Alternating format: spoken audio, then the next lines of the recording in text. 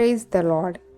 దైవ మర్మములు అనే పుస్తకము సహోదరుడు భక్తసింగ్ గారి అనుభవములో దేవుడు ఆయనకు బయలుపరిచిన మర్మములను అనుదినము పంచుకొనుట.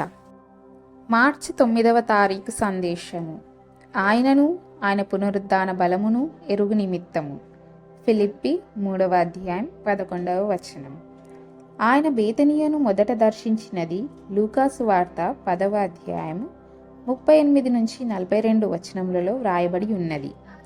మరియా మార్తల ఆహ్వానమును పురస్కరించుకొని రెండవసారి ఆయన బేతనీయకు పోయేను. మొదటిసారి ఆయన తన ఇష్టానుసారముగా పోయేను. అయితే యోహాను సువార్త 11వ అధ్యాయం 3వ వచనంలో ఆ ఇరువురు సహోదరీలు తమ గృహంలోనున్న ప్రత్యేక అక్కర కొరకై ఆయనను పిలువనంపిరి. తమ సోదరుడు రోగి అయి ఉండెను.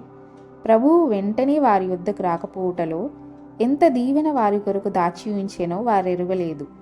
మన క్రైస్తవ జీవిత ప్రారంభములో మన రోగం కొరకో లేక ఏదైనా అక్కర కొరకో ప్రభువు యొద్దకు వచ్చెదము.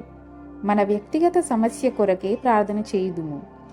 దేవుని వాక్యములో పునరుద్ధాన శక్తి ప్రపంచంలోనున్న శక్తులన్నిటికంటే గొప్పదని వ్రాయబడినది. ఫిలిప్పి 3వ అధ్యాయం 10వ వచనం. పునరుద్ధాన శక్తిని గూర్చి ఎరుగుటయే పౌలు తన వృద్ధాప్యములో గొప్ప ఆశయముగా నుంచుకొనేను. నన్నింకొకసారి 3వ ఆకాశమున కెత్తుమని గాని నాకు నీ దర్శనమిమ్మని గాని ఆయన ప్రార్థించలేదు. అయితే ఆయనను ఎరుగు నిమిత్తము, ఆయన పునరుద్ధాన శక్తిని ఎరుగు నిమిత్తము పౌలు ఆశపడెను. మరియా, మార్తా, లాజరు ప్రభువును సన్నిహితముగా నెరుగవలెననియు ఆయన పునరుద్ధాన శక్తిని గూర్చిన వ్యక్తిగత అనుభవమును పొందవలెననియు ప్రభువైన యేసుక్రీస్తు బేతనియకు వచ్చెను. మన ప్రభు అయిన యేసుక్రీస్తు మనందరినీ దీవించునుగాక. ఆమేన్.